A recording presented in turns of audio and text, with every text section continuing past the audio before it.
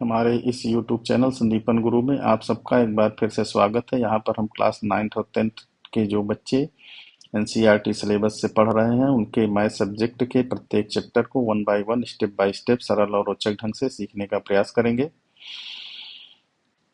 नए अपडेट को जानने के लिए चैनल को सब्सक्राइब कर लीजिए, बेल आइकन को दबा दीजिए और ज़्यादा से ज़्यादा लाइक और शेयर कीजिए।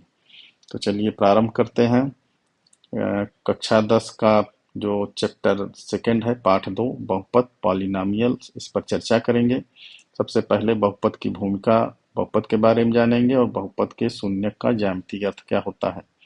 Introduction of polynomial and geometrical meaning of zeros of polynomial और एक्सरसाइज 2.1 के प्रश्नों को हल करेंगे। तो आज हम इस वीडियो में निम्नलिखित चीजों पर चर्चा करेंगे। सबसे पहले जानेंगे कि बहुपद क्या होता है, इंट्रोडक्शन ऑफ पॉलिनॉमियल।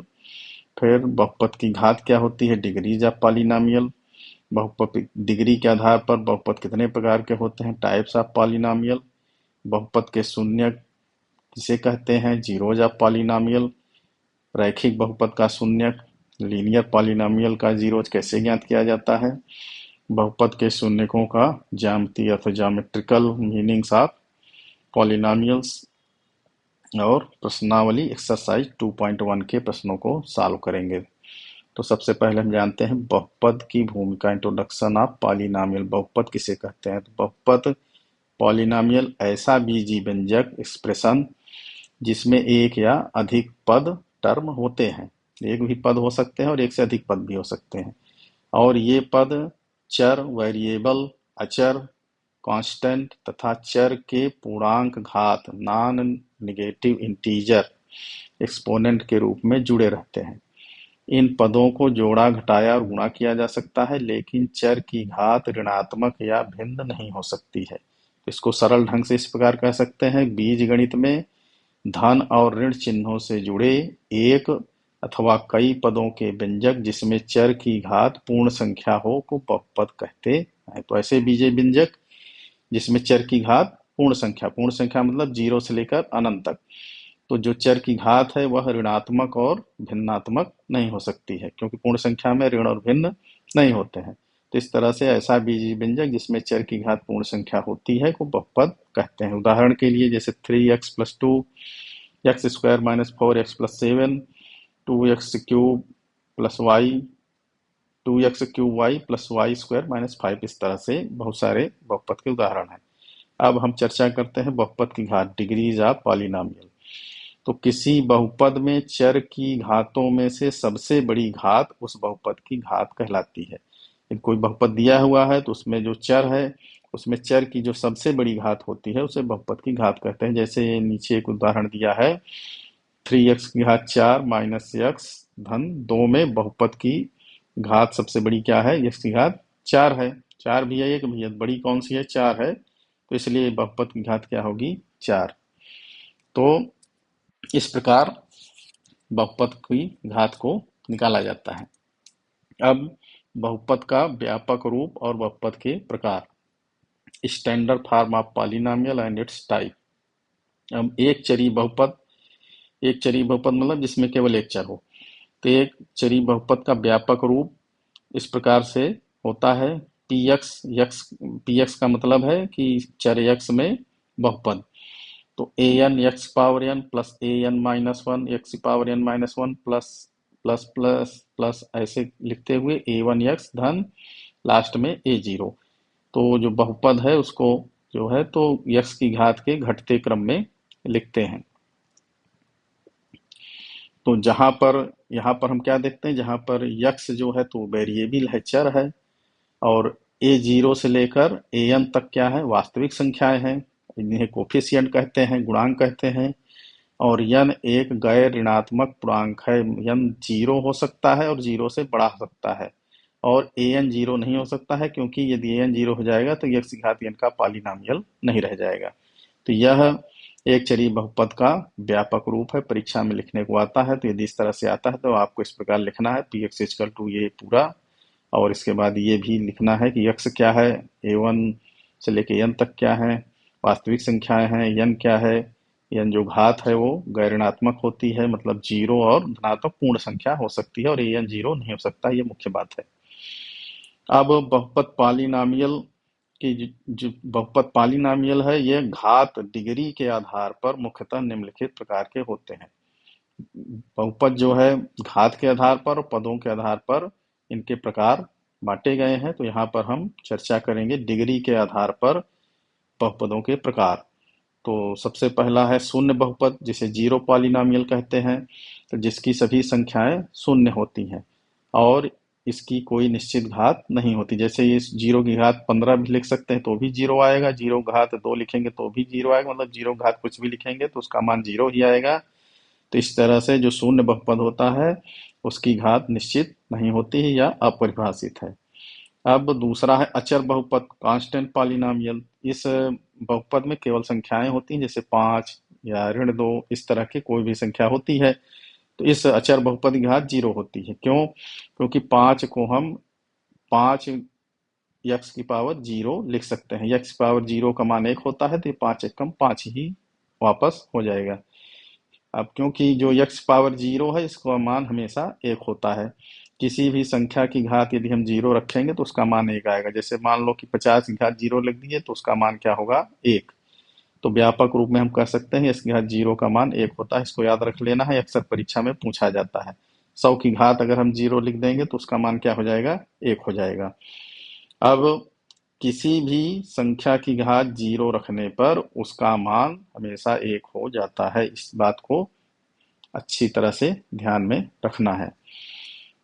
अब आगे इसी बहुपद के व्यापक रूप में हम आगे चर्चा करेंगे रैखिक बहुपद, लीनियर पॉलिनॉमियल। तो ऐसा बहुपद जिसकी घात 1 होती है उसे लीनियर पॉलिनॉमियल कहते हैं। जैसे P X equal to A x plus B, यहाँ चर की घात कितनी है? 1 है। और A is not equal to zero, A zero नहीं हो सकता क्योंकि ए जीरो हो जाएगा तो एक्स यहाँ से हट जाएगा। ए बी क्या है? वास्तविक संख्या है। तो इस तरह से ये क्या है? रैखिक बहुपद का व्यापक रूप। अब द्विघात बहुपद, क्वाड्रेटिक पॉलिनॉमियल का व्यापक रूप। तो द्विघात बहुपद ऐसा बहुपद जिसकी घात 2 होती है, नाम से ही स्पष्ट है, द्विघात। जैसे A X square plus B X plus C, जहाँ A is not equal to zero, A zero नहीं हो सकता क्योंकि ए जीरो हो जाएगा तो यह घात 2 हट जाएगी, तो यह द्विघात नहीं रह जाएगा। और ए बी सी क्या है? वास्तविक संख्याएं हैं।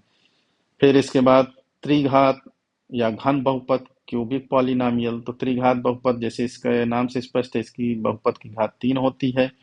जैसे A X cube plus B X square plus C X plus D के रूप का होता है। ये इसका स्टैंडर्ड फॉर्म है, जहाँ A is not equal to zero, A zero नहीं हो सकता है। और ए बी सी डी क्या है? वास्तविक संख्याएं हैं। चतुर्थ घात बहुपद, क्वार्टिक पॉलिनॉमियल। तो जैसे इसके नाम से स्पष्ट है, चतुर्थ घात मतलब इसमें बहुपद की घात 4 होती है और इसका व्यापक रूप A X four plus B X cube plus C X square plus D X plus E, जहाँ पर A is not equal to zero, A zero नहीं हो सकता है। और A B C D E सब क्या है? वास्तविक संख्याएं हैं। अब बहुपद के शून्य, जीरोज ऑफ पॉलिनॉमियल पर हम चर्चा करेंगे। तो यदि यक्स चर में कोई बहुपद है तो उसे पी यक्स के रूप में व्यक्त करते हैं, जहां पी एक्स को यक्स चर में बहुपद पढ़ा जाता है। यदि कहीं पी एक्स लिखा है तो इसको पढ़ा जाएगा कि यक्स चर में यह एक बहुपद है। अब शून्य, जीरोज। यदि यक्स चर में पी एक्स कोई बहुपद है और के कोई वास्तविक संख्या है, तब संख्या के बहुपद पी एक्स का शून्य कहलाएगी जब पी के बराबर जीरो, मतलब यहाँ पर यक्स का के से प्रतिस्थापन कर दें और यदि उस बहुपद का मान जीरो हो जाए तो वह जो संख्या है के, जिसके कारण बहुपद का मान जीरो हो गया है, वह शून्य कहलाएगा उस बहुपद का। जैसे अब रैखिक बहुपद का शून्य, जीरो जब लीनियर पॉलिनॉमियल देखते हैं तो रैखिक बहुपद का स्टैंडर्ड फॉर्म क्या है? P x equal to A x plus b. अब मान लेते हैं इसका शून्य के है, तो एक्स की जगह हम के रखेंगे तो पी के बराबर ए के प्लस बी हो जाएगा, एक्स की जगह के आ जाएगा, बराबर जीरो। तो ए के बराबर माइनस बी, बी का पक्षांतर हो जाएगा, तो इधर प्लस था तो इधर माइनस हो जाएगा, तो के बराबर क्या हो गया? माइनस बी अपान ए। तो इस तरह से रैखिक बहुपद का केवल एक शून्यक होता है, जो क्या होता है? माइनस बी अपान ए, अर्थात ऋण अचर पद बटे एक्स का गुणांक। इसको आप लोगों को याद कर लेना है। रैखिक बहुपद का आलेख एक सरल रेखा होती है हमेशा जब रैखिक बहुपद का हम आलेख निकालते हैं तो वो एक सरल रेखा हमको प्राप्त होती है। अब बहुपदों के शून्यकों का ज्यामितीय अर्थ, geometrical meaning of zeros of polynomial. बहुपदों के जो शून्यक है उनके ज्यामिति में क्या अर्थ है वो हम जानेंगे। तो जैसा कि अभी चर्चा किए कि एक चरीय रैखिक बहुपद है, मतलब घात एक होगी। तो ए एक्स प्लस बी, जहाँ as not equal to zero के लिए वाई बराबर ए एक्स प्लस बी का जो ग्राफ है एक सरल रेखा होती है जो एक्स अक्ष को बिंदु माइनस बी अपान ए जीरो पर प्रतिच्छेद करती है। बिंदु जो ये निर्देशांक होते हैं, बिंदु ये जो निर्देशांक है, इसमें पहला जो है तो एक्स अक्ष का निर्देशांक होता है, दूसरा वाई अक्ष का। इसको पहले को भुज कहते हैं, दूसरे को कोट कहते हैं। चलिए तब आगे देखते हैं। अतः एक चरीय रैखिक बहुपद का केवल एक शून्यक होता है जो उस बिंदु का यक्ष निर्देशांक होता है। कौन सा निर्देशांक है? पहले लिखा हुआ है, मतलब यक्ष निर्देशांक है, जहां पर y बराबर ए एक्स प्लस बी का ग्राफ एक्स अक्ष को प्रतिच्छेद करता है, काटता है। अब एक चरीय द्विघात बहुपद का आलेख जो है इस तरह का वक्र होता है जिसे परवलय पैराबोला कहते हैं। अब यदि a is greater than zero तो इस परवलय का मुंह ऊपर की ओर खुला रहता है, जैसे चित्र में दिख रहा है। और यदि a is less than zero, a zero से छोटा है, तो परवलय का मुंह नीचे की ओर खुला रहता है, ये उल्टा घूम जाता है। तब द्विघात बहुपद का मानक रूप क्या है? A X square plus B X plus C, जहाँ as not equal to zero. तो इसके शून्यकों पर हम विचार करते हैं तो इसके शून्यक उन बिंदुओं का यक्ष निर्देशांक होंगे जहां पर y बराबर A X square plus B S plus C का को निरूपित करने वाला आलेख जो परवलय है वह एक्स अक्ष को प्रतिच्छेद करेगा। तात्पर्य क्या हुआ कि यह परवलय जो है एक्स अक्ष को जहां जहां काटेगा तो वह क्या कहलाएगा? द्विघात बहुपद A X square plus B S plus C का शून्यक, जीरोज। चलिए आगे देखते हैं। तो द्विघात बहुपद का ज्यामितीय आलेख, geometrical meaning of quadratic polynomial. तो y बराबर A X square plus B X plus C, जहाँ A is not equal to zero के ग्राफ को जब हम देखते हैं तो तीन स्थितियां हमको दिखती हैं।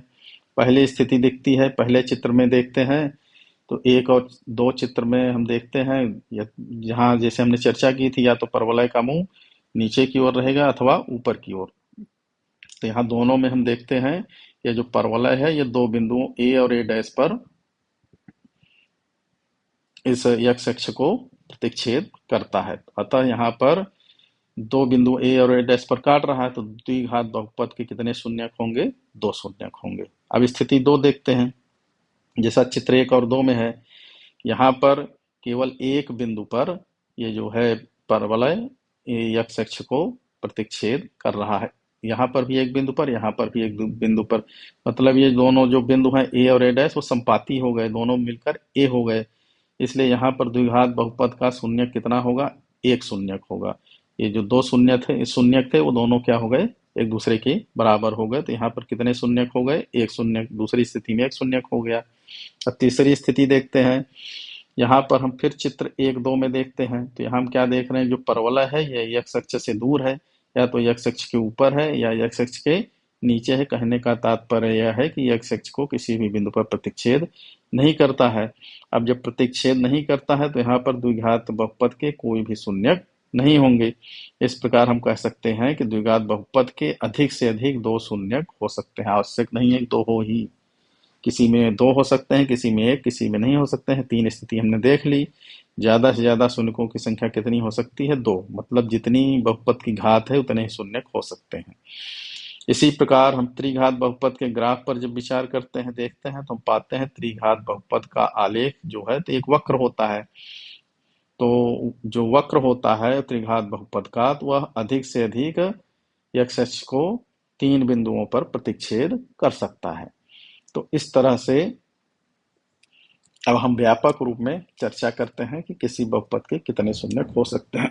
तो यहाँ पर हम चर्चा करेंगे किसी बहुपद के शून्यकों की अधिकतम संख्या कितनी हो सकती है, maximum number of zeros in A polynomial. तो व्यापक रूप से n घात वाले बहुपद पर हम विचार करते हैं। मान लीजिए px जो है n घात वाला कोई बहुपद है, तो y बराबर px का ग्राफ x अक्ष को अधिक से अधिक कितने बिंदुओं पर प्रतिच्छेद कर सकता है? n बिंदुओं पर, क्योंकि इस बहुपद की घात कितनी है n, तो n बिंदुओं पर प्रतिच्छेद कर सकता है। अतः n घात के किसी बहुपद px के अधिकतम शून्य कितने हो सकते हैं? n हो सकते हैं। सरल शब्दों में हम यह कह सकते हैं कि किसी बहुपद की जितनी घात होगी, शून्यकों की अधिकतम संख्या उतनी ही, अर्थात उस बहुपद के घात के बराबर हो सकती है, उससे अधिक नहीं हो सकती है। जैसे कि रैखिक बहुपद में शून्यकों की अधिकतम संख्या कितनी हो सकती है? एक, क्योंकि रैखिक बहुपद की घात एक होती है। द्विघात बहुपद में शून्यकों की अधिकतम संख्या कितनी हो सकती है? दो, क्योंकि द्विघात बहुपद की घात दो होती है। इसी तरह त्रिघात बहुपद में शून्यकों की अधिकतम संख्या कितनी हो सकती है? तीन। चतुर्थ घात बहुपद में शून्यकों की कितनी संख्या अधिकतम हो सकती है? चार। और व्यापक रूप से n घात के बहुपदों में शून्यकों की अधिकतम संख्या n हो सकती है। अभी परीक्षा की दृष्टि से बहुत महत्वपूर्ण है, इसको आप लोग अच्छे से ध्यान में रखिए। अब चलिए प्रश्नावली 2.1 को प्रश्न को हल करते हैं। इसमें एक प्रश्न दिया हुआ है, किसी बहुपद px के लिए y बराबर px का ग्राफ नीचे आकृति में दिया है, प्रत्येक स्थिति में px के शून्यकों की संख्या ज्ञात करना है। तो इस प्रश्न को हल करने के लिए सबसे पहले हमें क्या करना है? शून्य ज्ञात करना है। तो सर्वप्रथम यह देखते हैं कि ये जो ग्राफ बना हुआ है ये x अक्ष को कितने बिंदुओं पर काटता है। पहले चित्र में देखते हैं कि ये जो ग्राफ है ये x अक्ष को नहीं छू रहा है, काट नहीं रहा, उसके समांतर है। इसका मतलब कि पहले चित्र में x का कोई शून्यक नहीं है, इसमें इस px का कोई शून्यक नहीं है।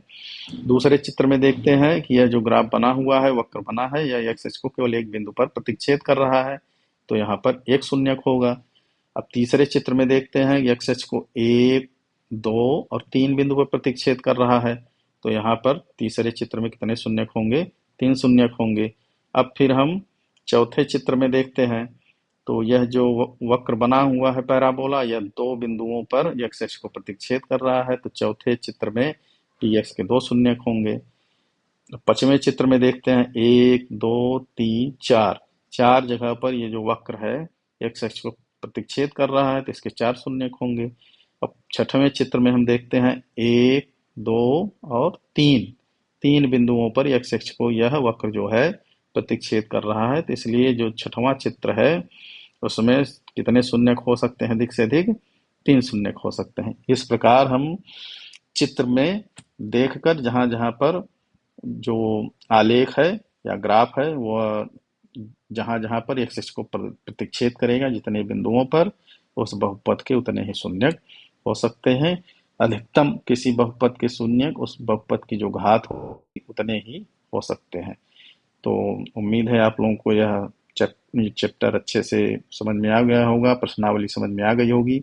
यदि किसी को कोई डाउट है तो कमेंट सेक्शन में अपना प्रश्न पूछ सकते हैं, आपको उत्तर दिया जाएगा। इसी के साथ धन्यवाद, अगले वीडियो में फिर मिलते हैं।